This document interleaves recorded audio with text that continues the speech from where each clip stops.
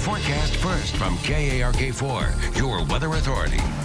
Thanks a lot, Aaron. It's going to be beautiful weather all the way across the state this weekend, even up in Fayetteville for the game tomorrow morning. Look at this. We're 81 now in Little Rock. Clinton, 79 degrees. Temperatures are cooling down this evening. We'll still be around 80 degrees at the next hour, 65 though by midnight.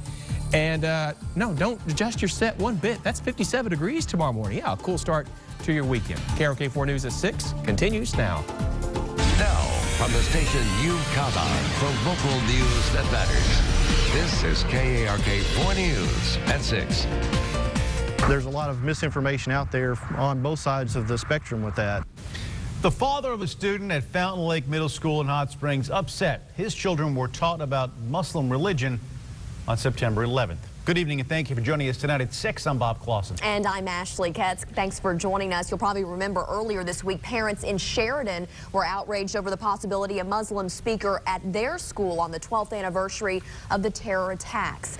And KARK4's Jocelyn Tovar now has more on what's likely going to be an ongoing debate as schools try to approach this sensitive subject. Jocelyn. Well, and Ashley, this parent wishes that the subject had been approached much differently, specifically wanting to be notified if a complex topic such as religion is brought up.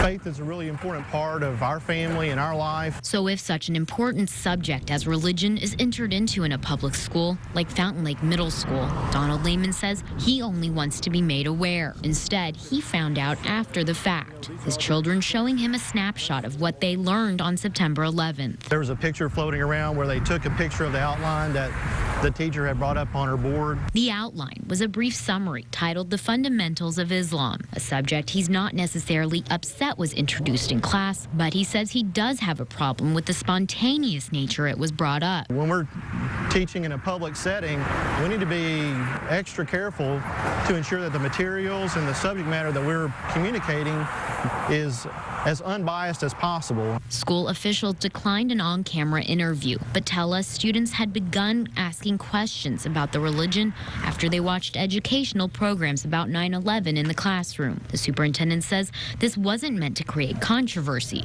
but instead teach the children tolerance to other religions. I think that was a really poor time, and possibly the teacher could have just said, you know, these are all very good questions.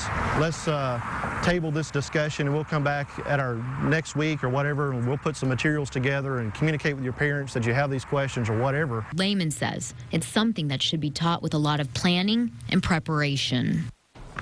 Now, keep in mind, Lehman says this goes both ways, and he wouldn't have wanted a discussion on Christianity just thrown together. The district, on the other hand, says they stand behind the teacher and her lesson. Ashley, back to you. A debate we will continue to watch. Thanks, Jocelyn. Visitation happening right now for Monroe Isidore, the 107-year-old man shot and killed by Pine Bluff police. Detectives say Isidore fired 3 shots at them before they returned gunfire, which eventually killed him. A special prosecutor will now be assigned to the case after Jefferson County prosecutor Kyle Hunter recused himself. State police also said they will not be investigating because Pine Bluff police did not submit the case in a timely manner. Friends and family, though, will remember Isidore at his funeral services tomorrow at the Mount Carmel Baptist Church in Pine Bluff. Little Rock school leaders could be making some changes for advancements next school year. That's right. KARK's Hubert Tate's here now to tell us about this possibility. Well, school leaders say this new plan would help the district move forward. The plan will make Forest Heights Middle School a STEM school. And over at Guyatt Springs Elementary, that campus will be changed to a school for gifted and talented students. Leaders say this will give students more exposure. We want to get some things in place. We want to get some things started so that we can hopefully replicate them in other schools. But we know that before we can replicate anything, we have to get them started. If approved, the plan would take effect for the 2014-2015 school year. Leaders say they want to hear from the community on this plan, so give them a call to give your complaints or compliments. Back to you.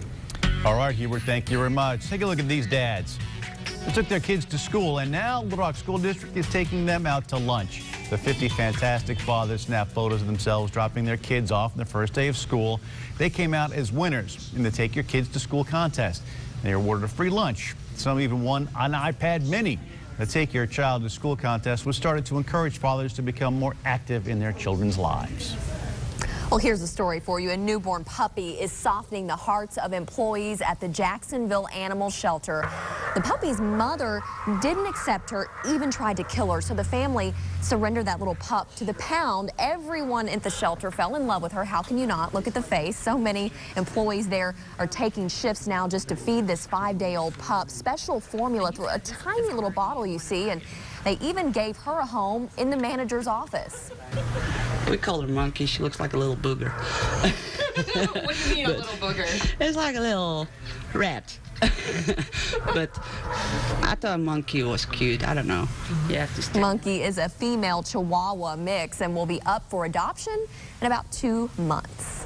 Well, whether it is bundling a handful of pens or maybe even pulling your hair up in a ponytail, Alliance Rubber Company has been making products for years that help hold it all together. So now the Hot Springs Company is asking for your help so it can win the Martha Stewart American Made Award. We're proud to be an American-made product, not just American-made, but an Arkansas manufacturer to help the economy here in Hot Springs. Alliance Rubber Company serves customers in 28 different countries. The Martha Stewart American Made Award actually spotlights the maker, supports the local, and celebrates the handmade. And if you're interested in voting for them, just head to our website, arkansasmatters.com. Vote as often as you possibly can. Best of luck to them. Coming up. So these are widows who I'm empowering out of poverty. They each have about 3 to 6 kids who they're trying to provide for as a single woman. A University of Arkansas student uses her faith to help provide jobs for others. How her handmade clothing line made it from Africa to New York Fashion Week. All right, you going to bed early tonight, heading up to Fayetteville for tomorrow morning? Pack your jacket. You may be needing it for tailgating. We'll have that forecast coming up. Hey, today, 88 degrees, closer to normal today. This weekend, we're going to dip below normal for the first time in a long time. We'll have your forecast next. From the station that brings you local news that matters, this is KARK4 News at 6 in high definition. With Bob Clausen, Ashley Katz, Chief Meteorologist Keith Monahan, and Aaron Peters with your Razorback Nation report.